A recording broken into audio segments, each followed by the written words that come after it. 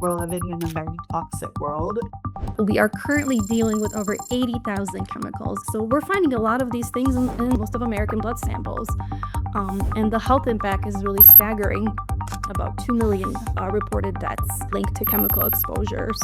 And actually, lead exposure accounted for nearly half of those deaths. Detoxification is just really about supporting what your body does naturally already. We have an amazing built-in system. It's your liver, your kidneys, even your lungs will help with detox. Skin, the lymphatic system, are all kind of working around the clock to filter what doesn't belong in the body. We want to make sure we sweat. That's another crucial detox pathway. So whatever you need to do to sweat at least a little bit every day, don't try to out-supplement your toxic lifestyle. Start with the basic, clean up your water, pay attention to the things you put on the skin, move your bowels, figure out why they're not moving. And then, going back to the sweating, right? It's a simple, free thing we can all do. Breathe deeper and eat your broccoli.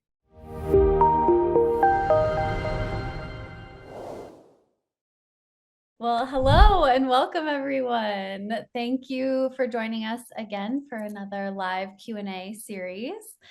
This time we're talking detox, what it is, why it's important, and how to safely do it. For those who don't know me, my name is Shannon and I'm the clinical liaison here at BLI. And I'm joined by Courtney, Director of Strategic Relations. And we are so excited to introduce you guys to our guest today, Dr. Eva Dec. Yay! Hello. Yes. Thank you so much for having me. So excited. This is our first Q&A together. So I hope for many more. And detox is such a loaded topic that we're going to have so much more to say in future Q&As, I'm sure. So we'll just kind of look for our audience's questions and the topics they want to hear more about pertaining to detox or something else altogether. But yeah, I'm so thrilled to be here. So thrilled to be part of BLI team and to really talk about detox, which is really my favorite topic because it's such a game changer to many of the patients that I've worked with. So just to give you a bit of an idea, we are currently dealing with over 80,000 chemicals in the US alone. So that's a staggering statistic that I think it's hard to kind of wrap your mind around and see how burdened we are. I kind of really understand how burdened we are with toxins. Also, CDC is showing that about 90 to 100% of Americans have detectable levels of things like mercury, BPAs, which are these plastic chemicals that disrupt our hormones. Also PFAs, which are known as forever chemicals that are found in nonstick cookware, food packaging, and many other sources. So we're finding a lot of these things in most of our blood samples, most of American blood samples. And the health impact is really staggering. Just in 2019, there have been about 2 million reported deaths linked to chemical exposures. And actually, lead exposure accounted for nearly half of those deaths. So lead is pretty much the most common heavy metal that we are exposed to. So yeah, with numbers like this, it's I knew I had to dive deeper. Right? I knew I had to do something to help those, especially canaries, like we like to call them, those really sensitive patients that will alert us to something being off with our environment a little bit earlier than someone who's not as sensitive. What does detox actually mean at the simplest level in our modern day landscape? Yeah, so detoxification is just really about supporting what your body does naturally already, right? So processing and eliminating waste materials, environmental toxins, and metabolic byproducts that build up in the body over time. So that's something that we do kind of 24/7, right? We don't have to pause and say, oh, detox my body. Let's go ahead and take a break for detox right now, right? It happens all the time. We have an amazing built-in system. It's your liver, your kidneys, even your lungs will help with detox. Skin, the lymphatic system, are all kind of working around the clock to filter what doesn't belong in the body. And your liver is such a underappreciated organ, I'd say, because it's got so much on its plate these days, especially with the modern day toxins. But it's such a sophisticated chemical processing plant anyways. For most people, real detoxification isn't about like these extreme cleanses or like really dramatic measures, because those can actually backfire a little bit more than they can help. But just really kind of helping your body gently to support the natural detox organs is what I'm all about. People forget, like, our bodies are a naturally detoxing system. Like, we are always being exposed to chemicals and now we just have more of them. So you kind of hit on, and let's just to really quickly give our, core detox pathways, obviously the liver, and which is highly underappreciated, and we put through a lot of challenges. We do. And then you mentioned also the skin, the lungs, what are other organs or body systems that are kind of critical to detox pathways? Yeah, I think definitely liver is your detox superstar. We definitely want to make sure we give as much love to the liver as I mentioned because it is so overwhelmed. But also kidneys, the kidneys are sophisticated filters too, so built in naturally, right? So they process about 50 gallons of blood daily, so a lot of waste material moving through our kidneys. And actually, after a liver, kidneys are typically the ones that are a little bit more damaged or dysfunctional due to toxins. So definitely making sure we hydrate, right? That's the thing that gets once again repeated over and over again, and we think yes, it's important, but we just don't realize how crucial. Yes, me too, right? Also lungs, I think we forget that lungs are a detoxifying organ too.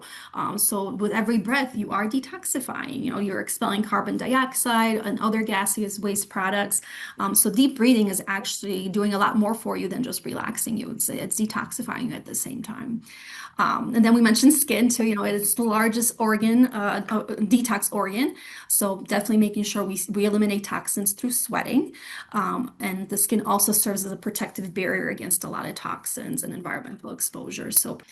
And then, of course, we have our digestive system. We can't take that for granted, too. We have to make sure we eliminate our bowels. The colon is eliminating solid waste, and also the gut microbiome is helping us break down toxic compounds and support our lymphatic and immune function as well.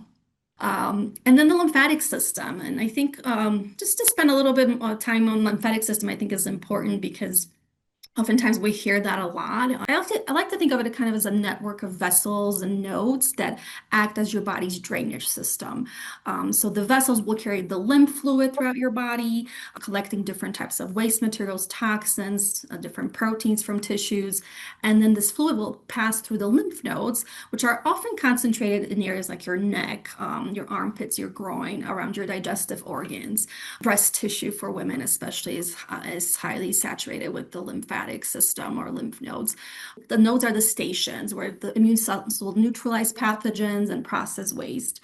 But unlike the circulatory system or our circulation, cardiovascular system, the lymph has no pump naturally, right? So we have to be moving and brushing our skin to get that system to work for us as optimally as possible. And muscle movement, just any muscle movement will do it, but also breathing will help as well. And so, yeah, that's sometimes we become a little bit more aware of the lymphatic system when we're sick with a cold or flu, because you'll get a nodule that's a little bit swollen because we have an infection that the body's fighting. So that's how it is best to understand the lymphatic system. We had a few questions asking about the order of detox. So Okay. Ramya and Lene both asked about which steps in the detox process should be done first and subsequently.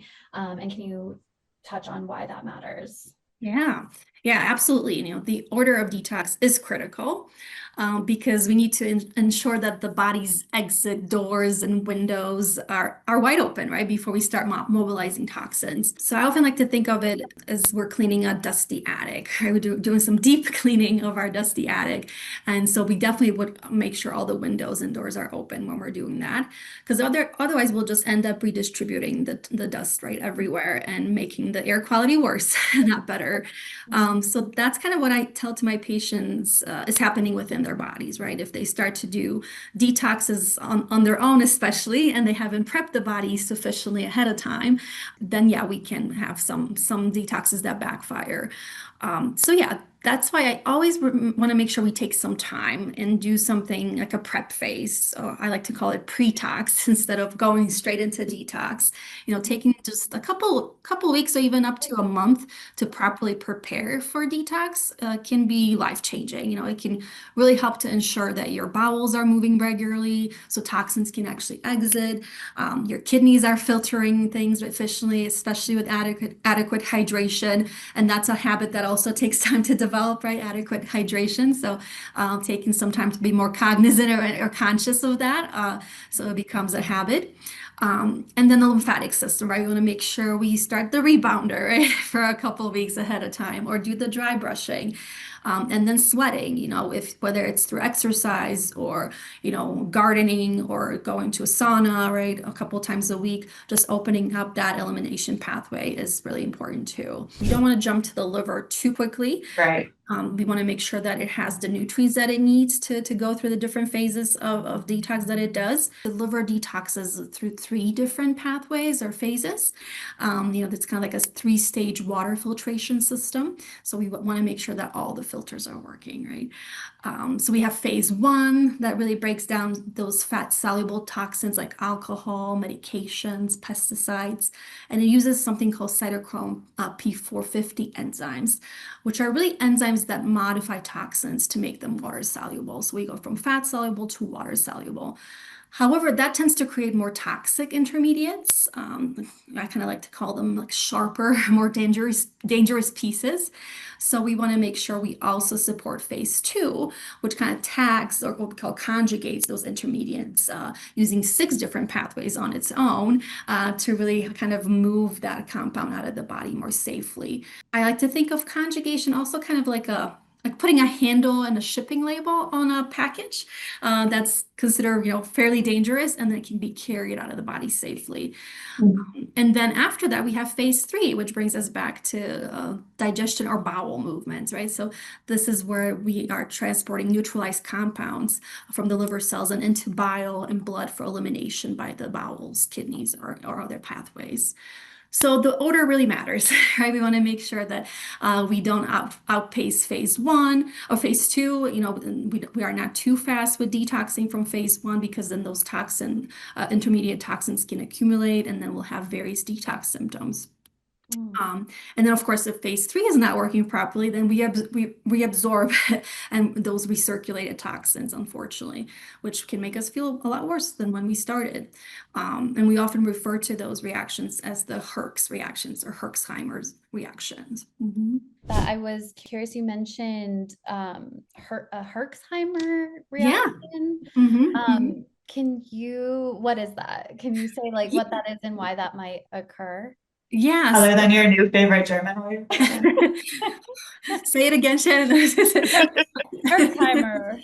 Yep. You can just call it Herxing. That's kind of the easier way to say it. And I butchered that last name to Herxheimer. It's for those of us who are not familiar with that term, it basically means that the body's saying, oh, whoa, slow down. Things are moving too fast, right? We're cleaning out that dusty attic a little bit too fast, and we're causing everyone to sneeze, right? So you're stirring up too much dust than the body can handle. And so the symptoms can be pretty uncomfortable when you're herxing. It can be things like headaches, brain fog, fatigue. You can kind of feel like you're hit by a truck. You can have nausea, flu-like symptoms. And I think people that are more prone to herxing are those that are people that are just really are fast phase 1 detoxifiers. They just feel horrible when they're drinking alcohol or taking certain medications because they metabolize them so quickly. And then phase 2 cannot keep up. It cannot conjugate them fast enough or tag them fast enough for elimination.